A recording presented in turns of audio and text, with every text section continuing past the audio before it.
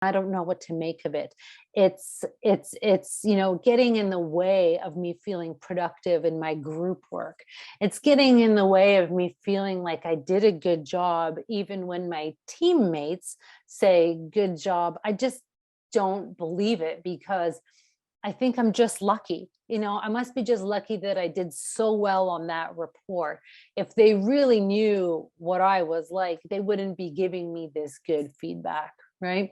So I'm using this as an example to introduce what imposter syndrome may sound like in our own thoughts. It may sound like, oh gosh, like, yes, I did a good job, but it just must have been lucky that one time. Even though we've prepared for something, we chalk it up to luck. So, oh, I got this A, or I got this B, or I got this mark just because it must have been a good day for me, right? Like, really difficult to feel like we deserve to to get that kind of positive feedback, or that we really have earned this feedback, positive feedback, or that we've earned our place in a good group, say with it's on a project for school, or that we're on and on. It's kind of like this feeling of, oh, I just must have been lucky to get there. If they really knew what I was like, they wouldn't have chosen me for this team, et cetera, like this. So that's what I'm going to introduce, and how I'm going to introduce how imposter syndrome shows up for me with my clients in the therapy room. When I said that I was going to use myself as an example, I'm going to go for it right here. And I'm going to be vulnerable with you this way. And I'm going to tell you what imposter syndrome maybe felt like for me, even when I was at school, prior to even practicing and being with clients one-on-one in the room. What imposter syndrome, and my example of it could be, is that, as you see here on the screen, is a library. We all know this library. We all know variations of this library. And many of us here on this call today have spent hours in libraries, hours studying, hours and days preparing for things. And then, like myself, I did 7 years plus of postgraduate work, spent many, many hours and days and time with supervisors, et cetera. And then came the time for me to really test out my school. And then I became a registered psychotherapist, and I began working with clients.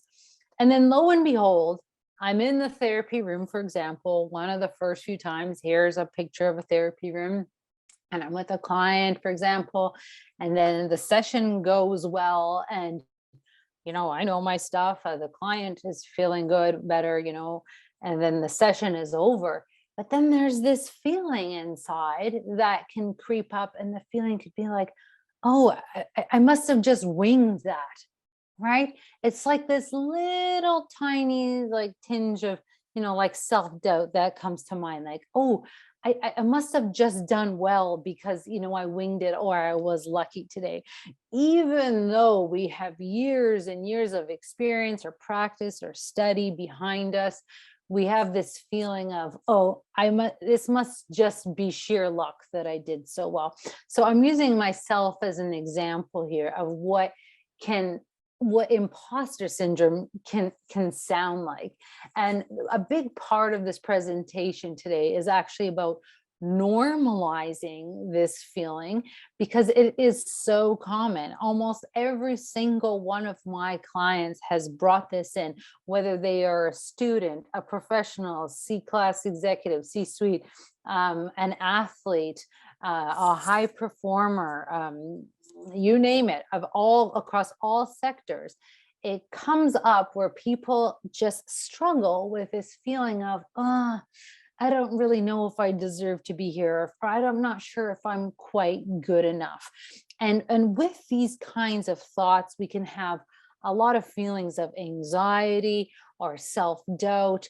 And what we do in my practice is we unpack that together, and we take a look and say, like, what's really happening for me in these scenarios, right? Why am I feeling this way? And we try to work through these feelings. So I hope that example, of me sharing with you what my experience was, can help normalize this experience maybe for you. And perhaps during my presentation here, what might happen for you is some of these feelings may come up for you when you're recalling maybe your experience with a feeling of imposter syndrome. Like, yeah, Andrika's saying something that is kind of stirring something up for me because this has happened for me. I've been feeling kind of isolated with this thought, right? I struggle with this thought after a group presentation or after a group evaluation. It's hard for me to believe any positive feedback, right? Like this. So I'm just going to, introduce it, normalize it, but also encourage you to write down any notes that I'm going to be sharing with you here. So you have the resources to counter imposter syndrome, right? I really want to give you those tools. What this is about, this diagram that I'm showing you here, is what imposter syndrome actually is. You see that middle area? So we have the two circles, and making something look easy being one, and discounting its value on the other side. And imposter syndrome is right there in the middle. It's that feeling in between of, even though we've made it look easy, and part of it is discounting its value. Like, what's happening in the middle part there? How are we feeling? Are we feeling like a fraud? Are we feeling like we're not good enough? And that's what happens in that middle section.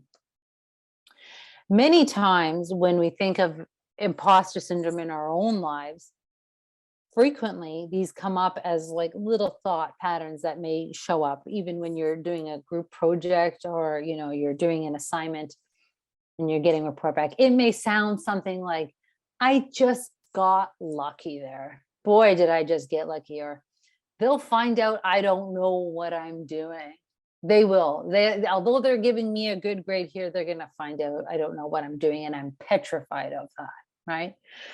It may sound like something like, I'll fail no matter what I do, right? I'll fail no matter what I do. I just know it. Or it may sound like something, they won't value me if they know the truth.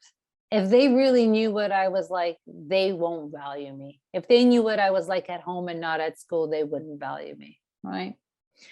Or it may really sound as well like, I'm not good enough.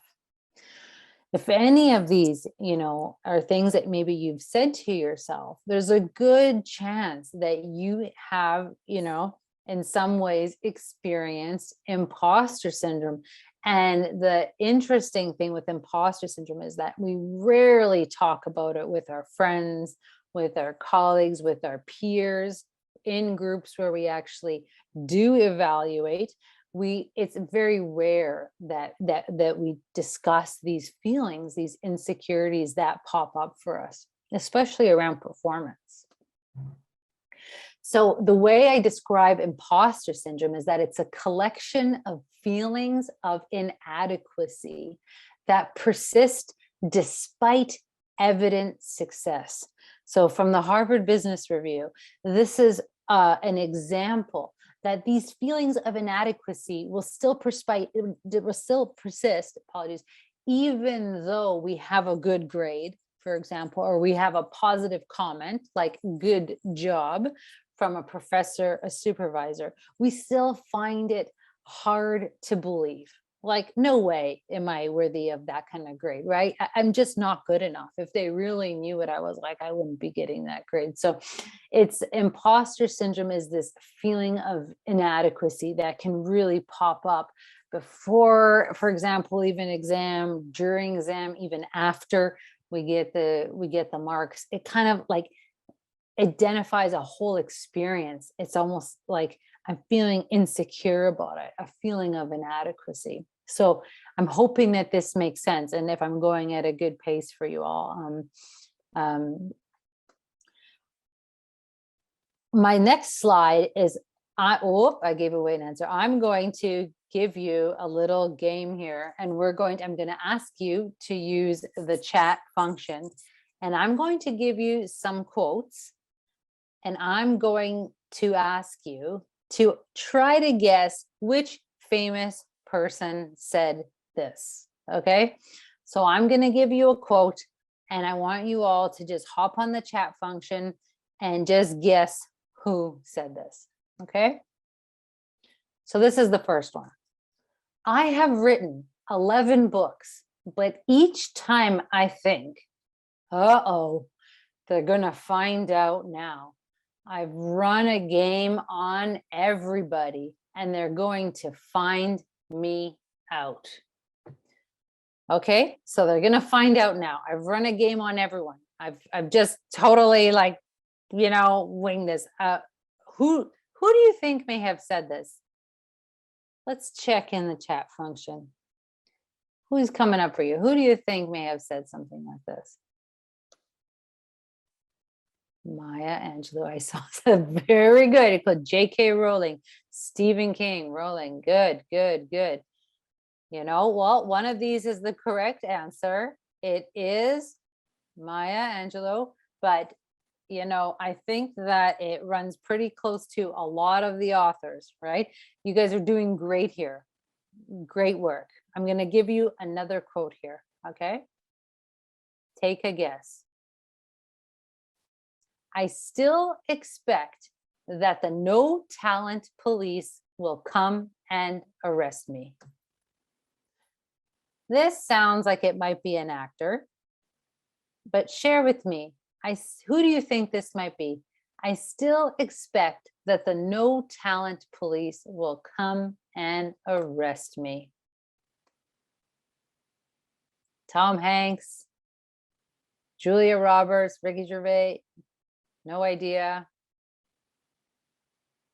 Guess what? We have a winner. So, no, we don't. It's getting close.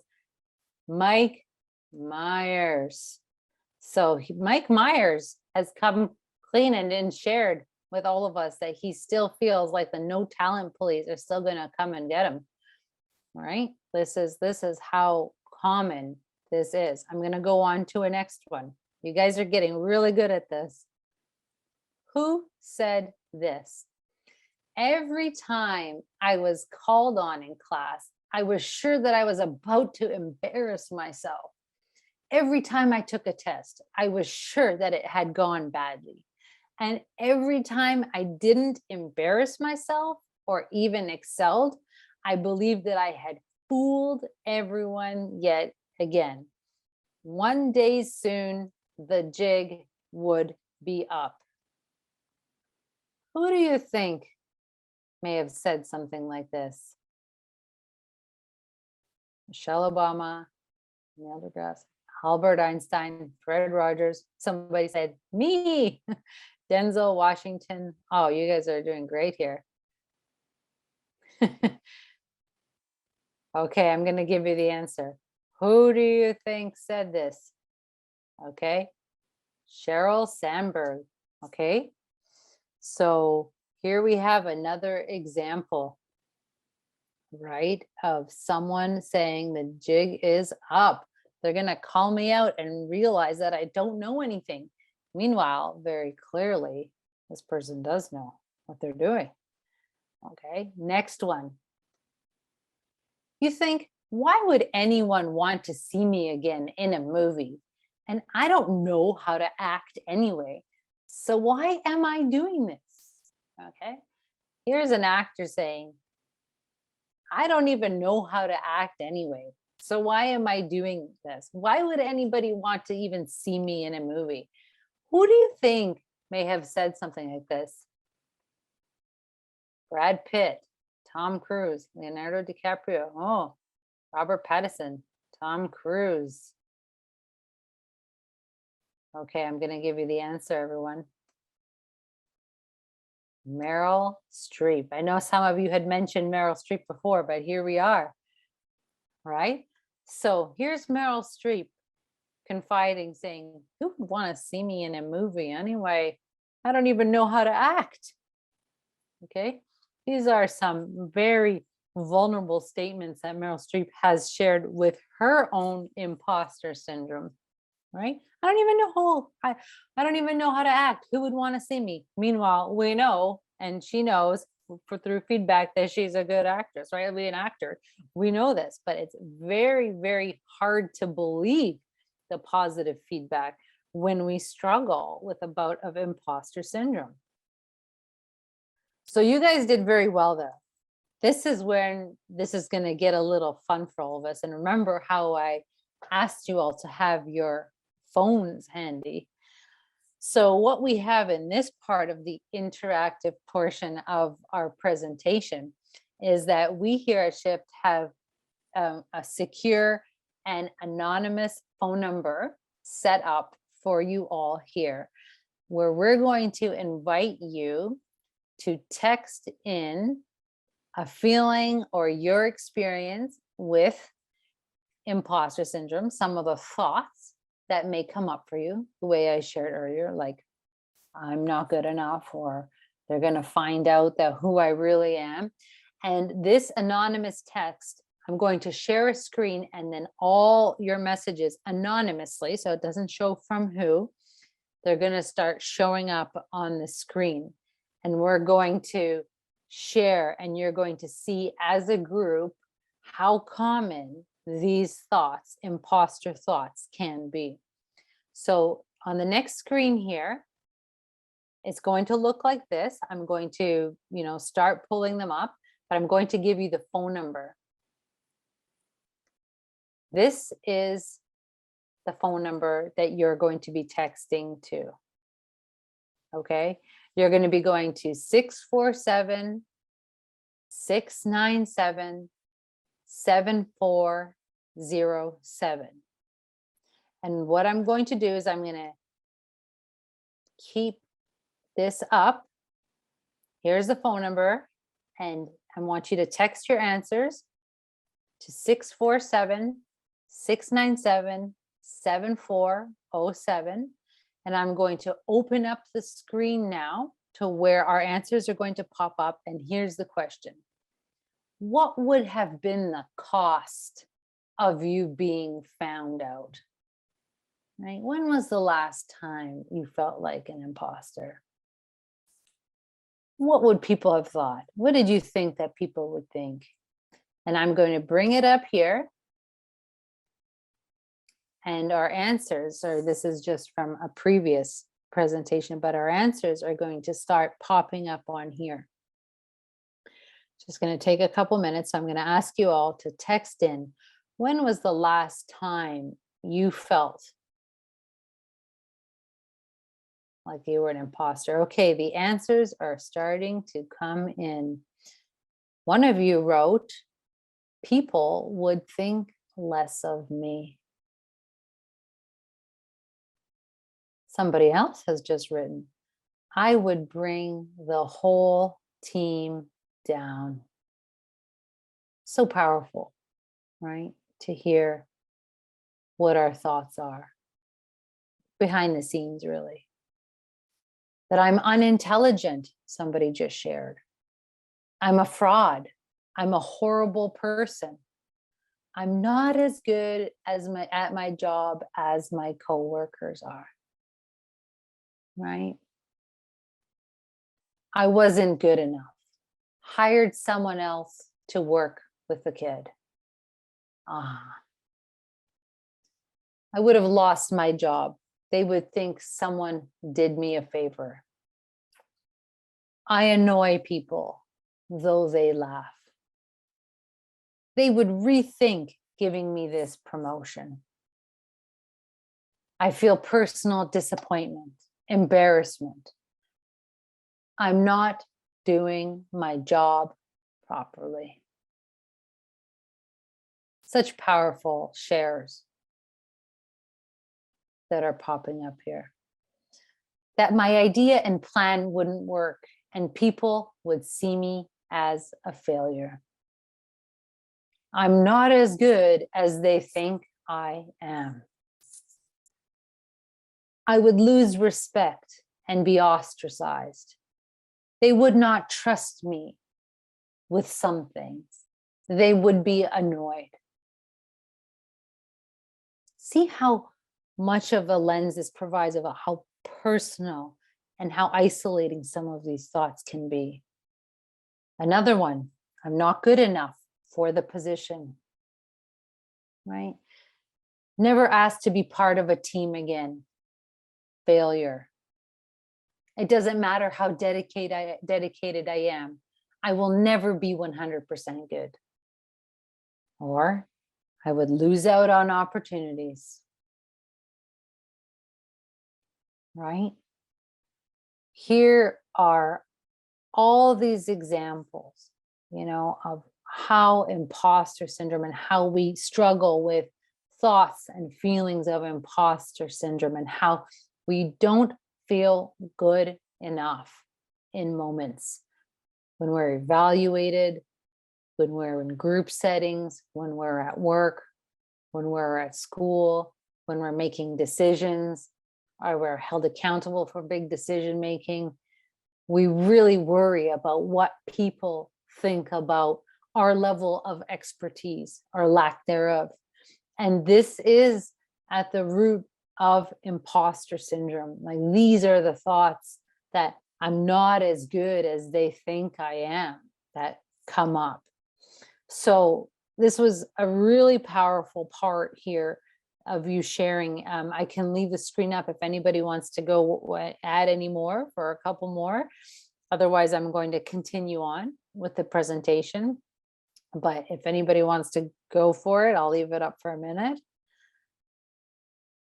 But I know I want to, commend you all for your courage in sharing those thoughts of how imposter syndrome affects you and what thoughts go through for you. Yeah. So I'm going to flip. Oh, they will wonder how I got my diploma. Yeah. Yeah. Right. Remember I shared with you all about once my feeling the imposter syndrome, like even though after years and years of training in school and something went well, my session went well, they'll wonder how I got in this chair, how I became who I am. Right. So it's very powerful, this question. So I'm going to go back now. The interviewers would sign the job offer. I would lose my job and life would start to crumble away beneath me. I don't deserve the grades or praise that I get for them. And my classmates will think I'm just lucky. I'll never get another job. Ah, good stuff, guys. Okay. So the thing with imposter syndrome and these thoughts, I guess, many of us, we could just keep going and going. That's how frequent and common they actually are. But really, when do we talk about this together? I mean, this is why I'm sharing with you here today that so many times in the therapy room, my clients bring in these thoughts and how they struggle with them. So I want to normalize, and I'm hoping that by seeing everyone's responses come in here, trying to normalize the experience for you, that you are not the only one experiencing these thoughts, and that you're human, and that because you are human, you are having these thoughts. But the next part of my presentation is I'm going to explain how to navigate these thoughts, like how we can feel stronger, but also how we can understand what is happening here. So I encourage you now to take some notes as we go further on in the presentation. And I'm going to go ahead and switch out and go into my slides again. Sorry, I'm just pulling this up here. Okay. So that was really well done, guys. How and why does this happen? I'm sure many of you want to know now. Why is this happening for me? Why am I having these thoughts? Why do these thoughts keep coming up? Why can't I get rid of these thoughts? Like, is it just me? Right? Most highly driven, intelligent people that push boundaries in their life and work experience imposter syndrome. Okay? I want you to reread this and hear me again. Most highly driven, intelligent people that push boundaries in their life and work experience imposter syndrome. This is the message that I am going to be giving you here of normalizing this experience. That chances are, if you're an intelligent person, you're highly driven, you're pushing boundaries, you're working at your best, you're maxing out, you're doing all that you can in your roles and your careers and your jobs, that you may experience imposter syndrome. This is how likely it is. It's so common. Okay. Another diagram of how I like to explain imposter syndrome is like this. The bigger circle being what I think they know about me, meaning this is all, like, this is how much weight I'm placing on, like how much, I think that they know about me and what I'm doing wrong and so forth. And what I know about me becomes really, really small there. See?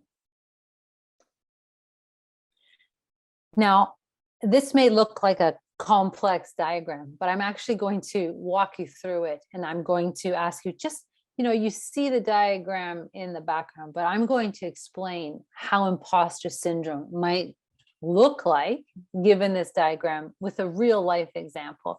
I'm going to go ahead and talk about, and I'm going to give an example of a major project. Many of us find out on a Monday or Tuesday that we have a deadline, say for Thursday or Friday, of a major project, right? Something or a piece of work is coming up at work where we have to sign off on something, where we have peers that are joining us on a project, and here it is. And now it's already Wednesday, okay? So this is where I'm going to start this diagram. So I'm going to start from the left and move through this, okay?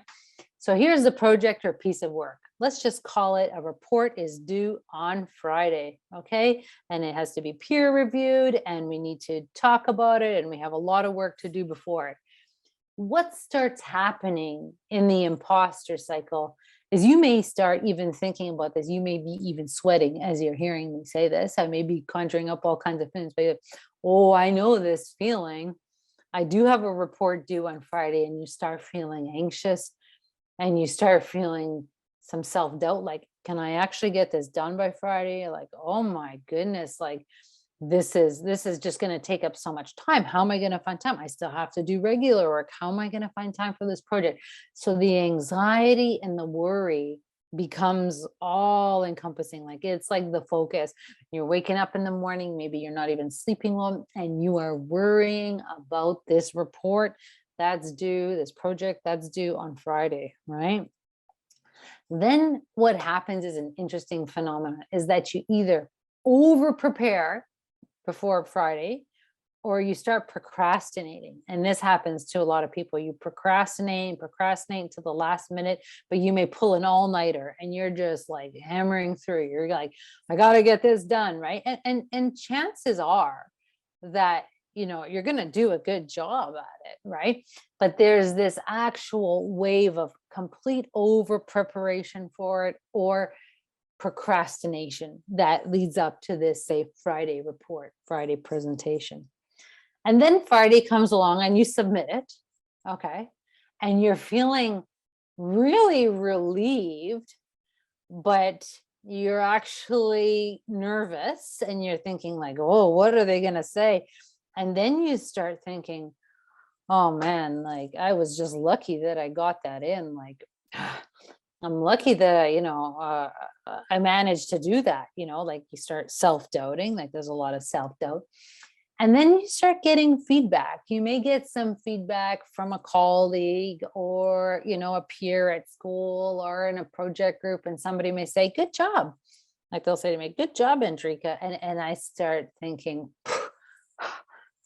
if they only knew what I'm really like, they wouldn't be saying good job. I'm just going to chalk that presentation or report up to luck. Like there's no way that like that's happened, that means that I did a good job. Like I'm just lucky there, right? I'm chalking it up to luck. And I'm having a hard time at this point hearing any of the positive feedback, because what's happening to me again? I'm back into the loop. And here we see, I'm back into feeling like a fake. I'm self-doubting. I may be feeling depressed, very common. I may be feeling anxious, very common as well. And thinking like, oh boy, Okay, well, there I did that, but next week I know I have another report due, and then the whole cycle begins again. I'm starting to feel anxious about my work for the next week. And this is the cycle of how imposter syndrome can show up, for us. And it's so common that it can happen. It's not just necessarily a one-off event. Oh, I remember that one time where I felt like an imposter, or I had those thoughts or feelings. This can happen actually over and over and over again, where many of us can be in a state of high anxiety. For some people, it may be depression, right? But the important piece here is that it just keeps cycling through. So it's like an imposter cycle, right? And this is like the inner working of the cycle. And I'm wondering if any of you, as I've been describing this, have been thinking like, oh man, like that happens to me, right? Like this sounds like me last week, or this sounds like me this week. I'm right in it right now. Some of us are in it, right? So what I'm going to do again is normalize this, that this is common. I'm just reading the comments, and people are saying, this sounds like my whole life this year, right? Like, yeah, thank you for your honesty. This is so common, right? But nobody talks about it. Not really, right? And people are saying, yeah, this is me. Yeah, I identify with that. Yeah. Thank you for sharing that, guys. Yeah. So I'm going to take you to the next slide. And I want to say, if you have any questions about what I'm describing here, or any things that you may struggle with when it comes to imposter syndrome, I have a Q&A section at the end. So hold your questions or put them in the chat if they're coming up for you, and we'll get to them for sure. Okay. So there are 5 different kinds of imposter syndrome. You'll be receiving these notes after, so you don't necessarily have to write all these out, but I'm going to demonstrate for you for effect what they may be like. And you may, as I'm reading through these, may say like, oh yeah, that's for sure sounding like something that I have. So just just take a listen and see if you identify with any of them, or if some of these may be your struggle, right? So the 5 different kinds of imposter syndrome. The first one is the perfectionist, right? So impossibly high standards, no matter what the cost, right? It's got to be like this way or no other way. It's got to be perfect, right? Like I'm not going to settle for anything else, right? So that's what happens when we're over preparing in that cycle. I'm going to over prepare so there's no room for any mistakes. Nobody can call me out on anything. I'm going to show that I know it all, right? So nobody can call me bluff or whatever it is, right? Like that can be like that. Then there's the superhuman, right? And the superhuman may sound something like deep feelings of inadequacy, drives extreme working habits. So very similar to the first one. So you're going to go at like a superhuman pace level of over preparing for that presentation, that report. And like, no matter what happens in the superhuman is that you have extreme working habits. So you may be preparing, you may pull 2 all-nighters actually, and then, not eat during the day and forget to drink your water. And you're just like going extreme, like you're burning the candle at both ends, right? Then there's the natural genius, right? Expects to know with ease rather than effort, This is also the other extreme, right? Like I'm just going to expect to know with ease rather than ever. So I'm going to maybe like take a bit of a back seat on that, right? How about the soloist? Someone with the inability to ask others for help. Who out there listening this evening is saying, yeah, that's me. Like I struggle with asking for help because if I ask for help, then they're going to know that I don't know what I'm talking about. So I'm just going to like sit, struggle with it. I'm not going to ask for help because I can't be that vulnerable, because if they find out, they're going to know I know nothing, right? Like it's also another example, extreme, that I'm giving, but it can very commonly present like that when we're having group work or group evaluations. And then comes the expert, right? So someone who may evaluate themselves based on their depth and applicability of knowledge, right? So we need to be the expert on it all. right? And this too, can lead to a lot of, over preparation in that cycle, like needing to be the expert on things. So I see some things popping up in the chat here. Oh, that you're identifying, with these are, so that's very interesting, that you're sharing these. And I see some questions here, and we'll get to them later, but I'm going to move on to my next slide here. So again, this is a big message that I'm going to give you, and part of it is that you are not alone in this, that this is normal. Okay, each and every one of you on this call tonight, in some shape or form, at some point, I'm going to take place bets that, myself included, we've all felt this at some time or continuing to experience it, right?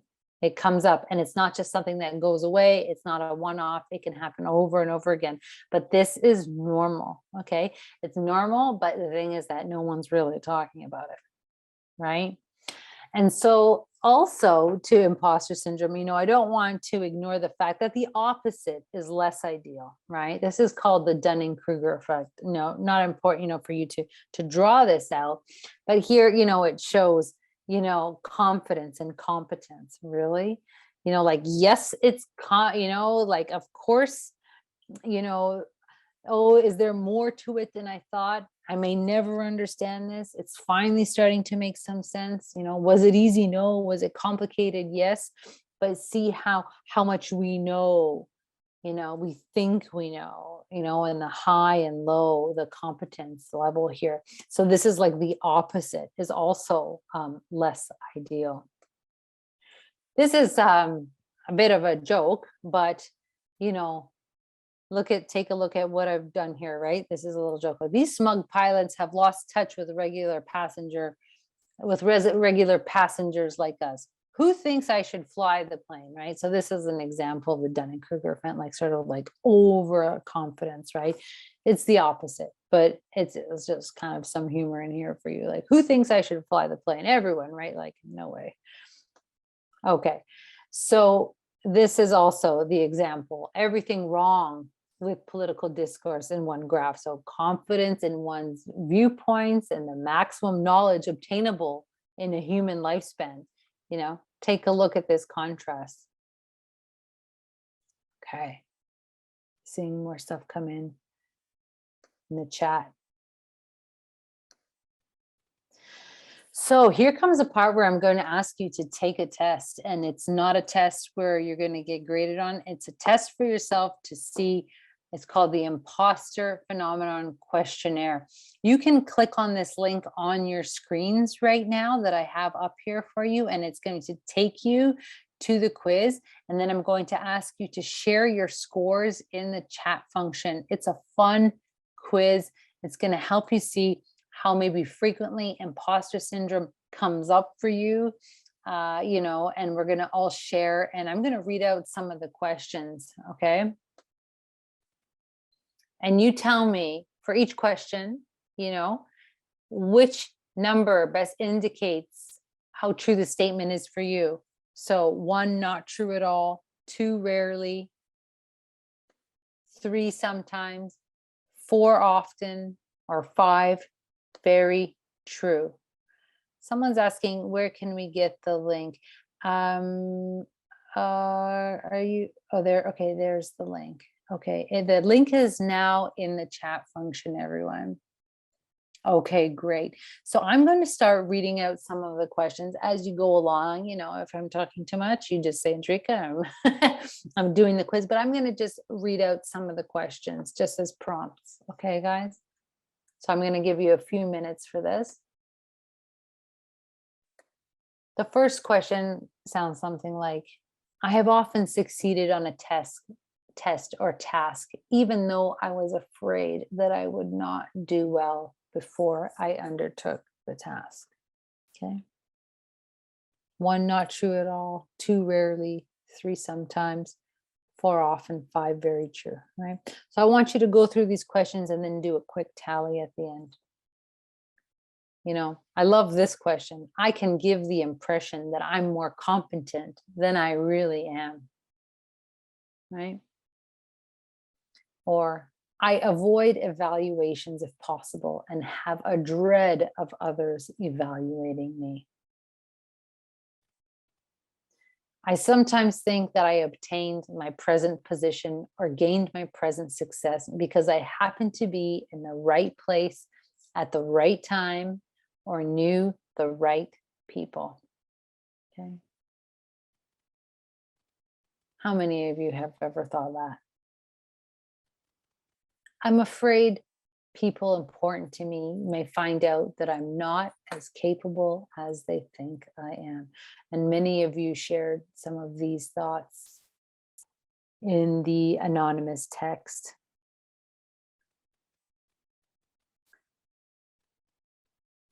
I tend to remember the incidents in which I have not done my best more than those times that I have done my best.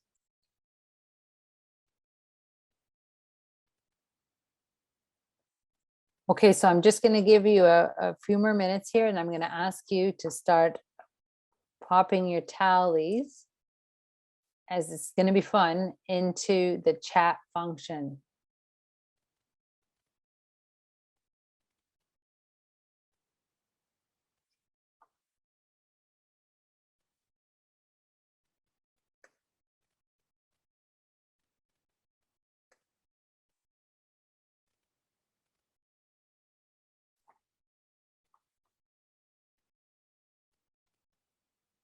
So how did you score? The higher the score means the more imposter syndrome is interfering with your life. Anybody want to share their scores?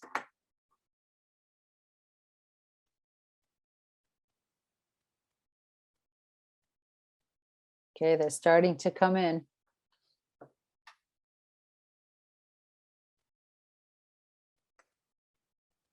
Okay, 85, 70,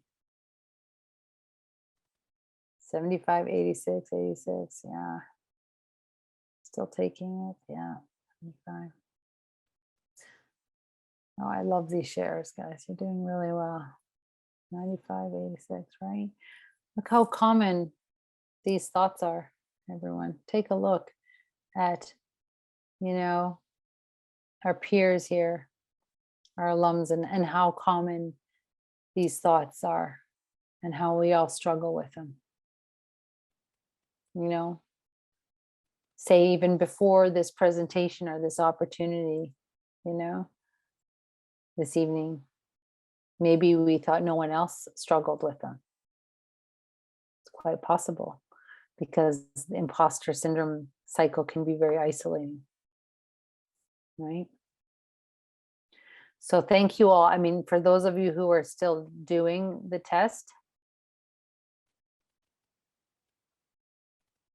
just take your time. And otherwise, I'm going to move on to the next slide. But those are the scores, right? 81 and above. It could be intense. I know a lot of us were scoring between the 61 and 81 and above. So frequent to intense imposter, frequency of imposter syndrome, right? So this next challenge is how to actually spot unhelpful thinking. Okay. So I'm going to give you some examples of what unhelpful thinking styles and habits sound like. And I want you to, as I'm going through this exercise, to maybe just have a listen. You can even close your eyes as I'm saying this and say, like, right, this sounds like me. But this exercise is about how to spot this kind of unhelpful thinking, right? Unhelpful styles. The first one, typically that I hear most from my clients in their session may sound something like all or nothing thinking, right? So it may really be like, if I'm not perfect, I'm a total failure, right? I have to be perfect. Anything less than perfect is just like substandard. Like, I'm a total failure if I'm not perfect, right? So it's like, this is called all or nothing thinking, right? Also, what happens, so the second one is using a mental filter. And what that can be is only a paying attention to certain types of evidence. So I'm going to only focus on my failures, not my success. Like I can't hear the positive stuff. I'm just going to zero in on like all the maybe, the feedback that could be, constructive feedback, but I'm not going to like, or some maybe the critical feedback, but I'm just going to focus in on what I feel are failures. And I'm not going to like really even like tap into some of those positive comments because I can't even get to them because I'm so focused on the negative ones, right? So that's called using a mental filter. The third one is about jumping to conclusions. So imagining we know what others are thinking or trying to predict the future. So this could sound something like, I know exactly what they're going to think about me, or I know we're going to fail. Like really kind of like larger, broader statements. Like I know we're going to fail. Like I know exactly that these people think. I don't know what I'm doing. I know they probably think, why am I even in this group, project? How did I get on this team, right? And the last one is catastrophizing. And I think many of us here tonight, this is a really common one for a lot of my high performing clients, is about like everything is falling apart. Like this is just going to garbage. Like I'm just going to fail at this. Like I'm just like, this is over. My career is over like this. So like everything is falling apart. So some really big statements that tend to be really unhelpful and negative in nature. And this is catastrophizing. So the next part, I'm going to just ask you to take a look at your own thoughts as I've, led you through this exercise, and have a listen to maybe, your own thoughts, imposter thoughts. And this is what typically I might give a client, or we might work through something like this in a session where we have this is called, in cognitive behavioral therapy, CBT. It may look like a sound. This is a thought record. And so frequently when we work through thought records, or we talk about them, we identify the unhelpful thought, and then we sort of find evidence for it. Then we find evidence against it. And the whole point of a thought record is to really get to a balanced thought, right?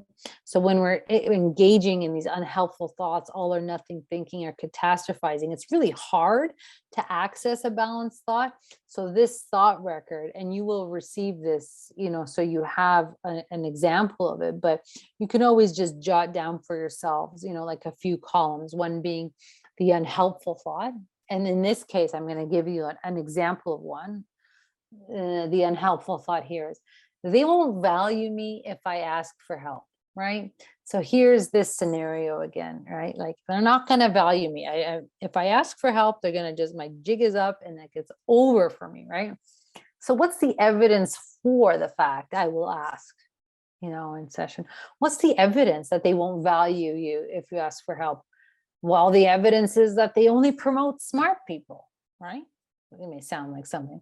When I'll say, what is the evidence against it, really? Like, what is that evidence? So the client may say something like, well, maybe smart people ask for help too.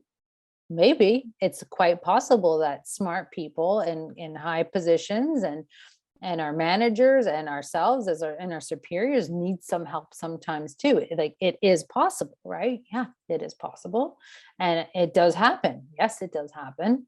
So what might be the balanced thought, so maybe, and if those smart people are asking for help and they still have their positions and, are still working in the team. So might the balanced thought be something like, maybe asking for help won't seal my fate, right? But you see the extreme, like, how the unhelpful thought was like it's almost like blinders. Like imagine sometimes I'll use my glasses as a prop, right? Let's say these are my glasses and I'm seeing everything through the lens through the unhelpful thought.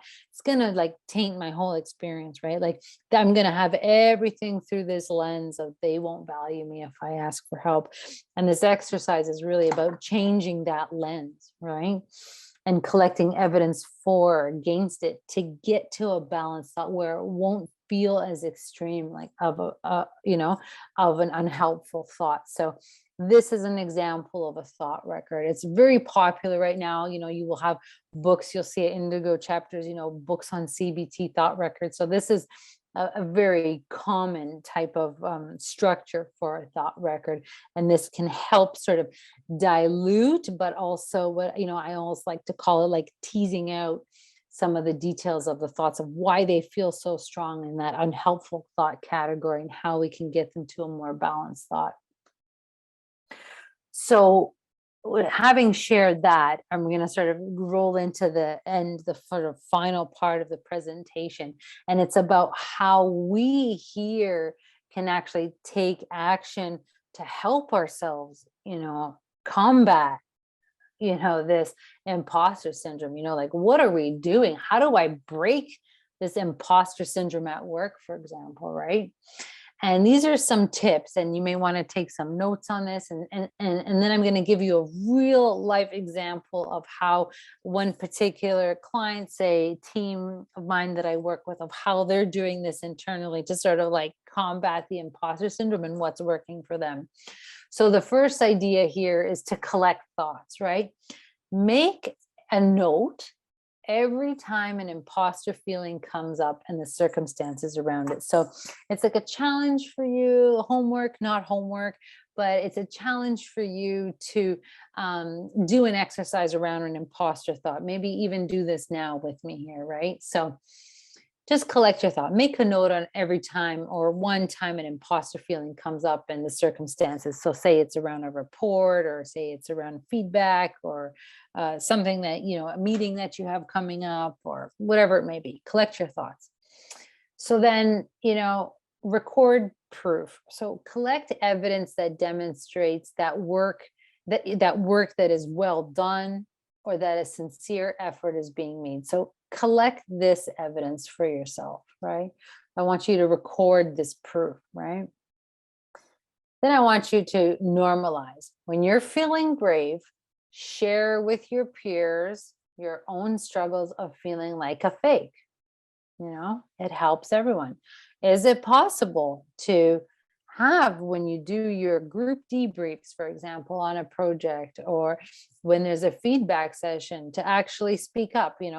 Frequently when one person speaks up and says, man, I felt like a fraud there, but I know what I'm doing, but I couldn't help but feeling like I didn't know enough, or I was just over preparing because I didn't want anybody to think that I didn't know that what I was talking about, right? Like, people will frequently say, oh my goodness, like me too, right? Like this happens very frequently in group settings where there's an opportunity to talk about it amongst, ourselves, like when we're sharing privately, confidentially with one another, if we feel comfortable doing so, it will come up. And this is one of the ways to actually combat it, is to normalize it, the way I've said, to talk about it.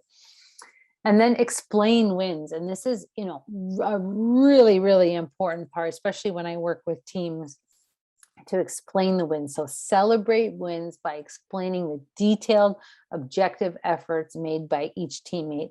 And here I'm going to give you a real life example. So there's a team that I work with, and frequently the feedback that they were getting on reports, year end or whatever kind of reports, was something like good job, or well done, or excellent, or frequently now in our culture, like we're using stuff like amazing, like frequently that's just like the feedback that we're giving each other: amazing, good job, this and that. But how this team is actually countering the imposter syndrome is by actually asking for specific feedback. So on the final point of explaining wins, one of my clients will say something like this to the team, saying, thanks for, thank you for the comment of job well done, like good job. Can you tell me one thing that really stood out for you in my work? Right? You don't need to justify why. You don't say because I'm working through my imposter syndrome, like none of that. But asking for very, very specific, detailed information of, what stood out for you that I did well in that project, right? So the team has actually set up a feedback system where when we do get our feedback, each team member or group member is responsible to provide something very specific that that person did well. Like, I love the way that Nancy was so detail oriented on her research. I love the way how visually she laid out the draft of the graph or something like this, right? Or I love the way John took the time to frame this question this way. That was so helpful for me. See how much more specific that is, that other than, good job or amazing. I mean, there's a place for the good job and time and place for good job and amazings, but when we actually want to combat the imposter syndrome, we want to get really specific with the feedback and asking for feedback. And frequently we have to model this behavior. I mean, group settings and evaluations aren't necessarily always set up in such a way that we can actually provide that positive feedback.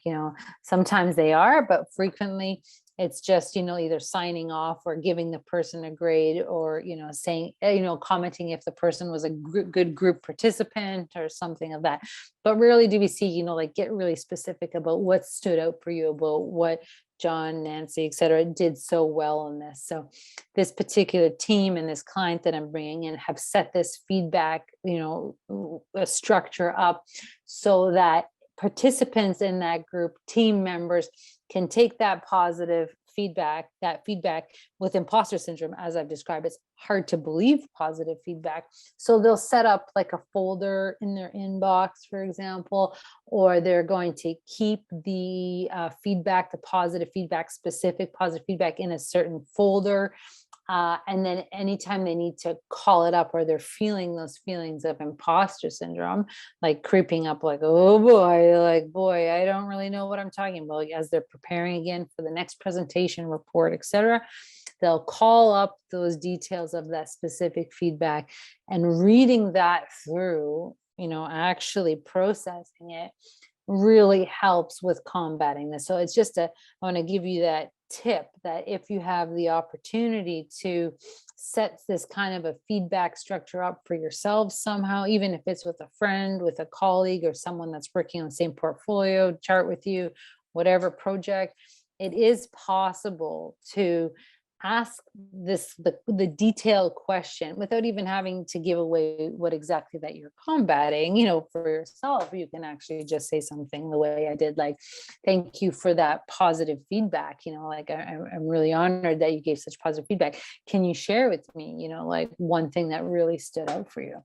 Right. And just like leave it like that. But that's what it might sound like. So I hope that example, that real life example, has sort of, helped, bring this, the sort of the normalizing part, and how we can all take part in, combating imposter syndrome. That's my hope for you.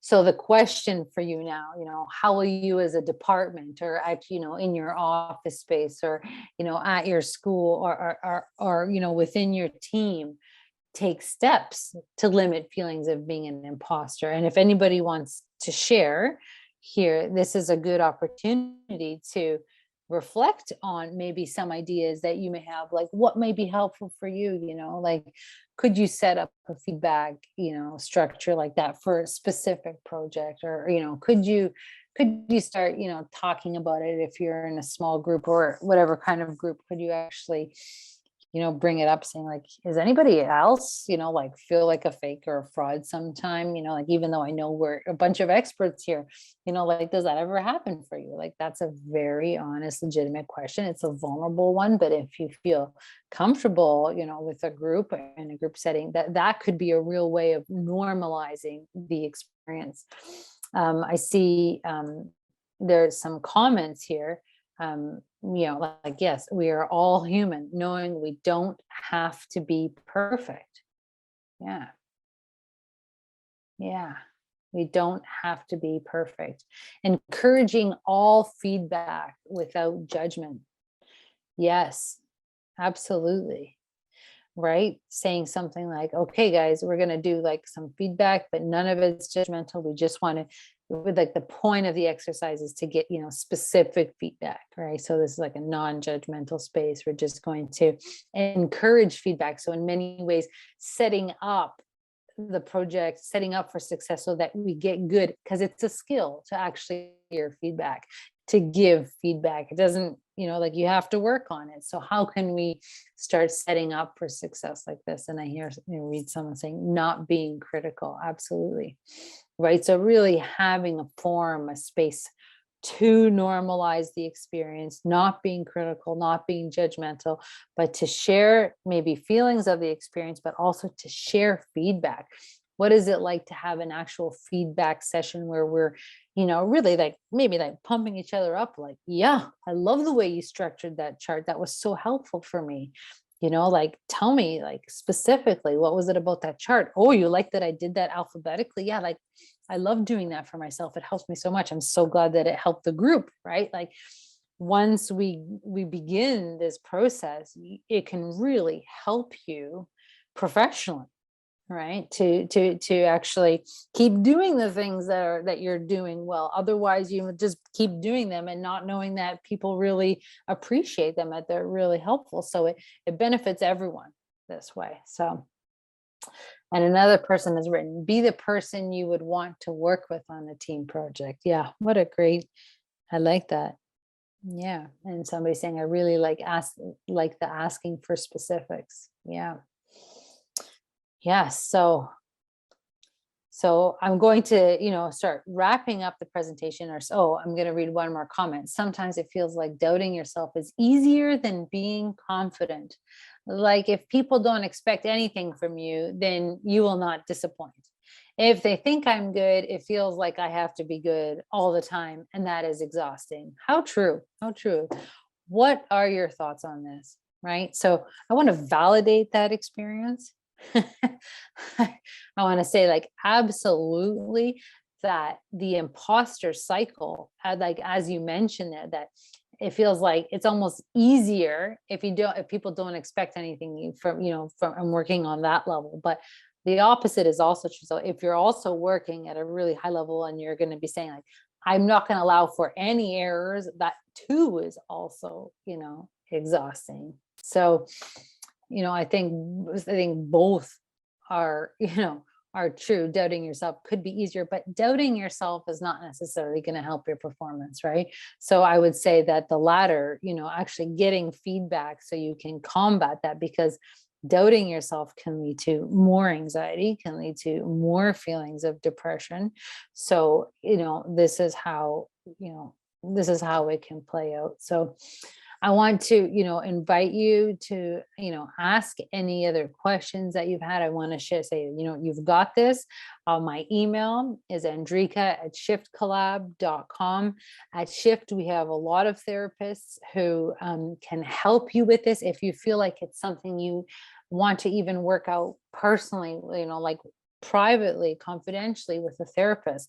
A lot of my clients come in like this and say like, like I just realized that I've been struggling with this, and I really want to like talk about it. Like I've never given myself the opportunity to explore this feeling that's coming up for me, and maybe it's coming up for me my whole life, and I want to sort of unpack that and how it's presented in my life. So it's also very powerful to be able to talk with a therapist confidentially about it. And I see a lot of success with my clients being able to regain self-confidence and feelings of control in their lives once they learn the skills of how to ask for feedback and how to actually process feedback, right?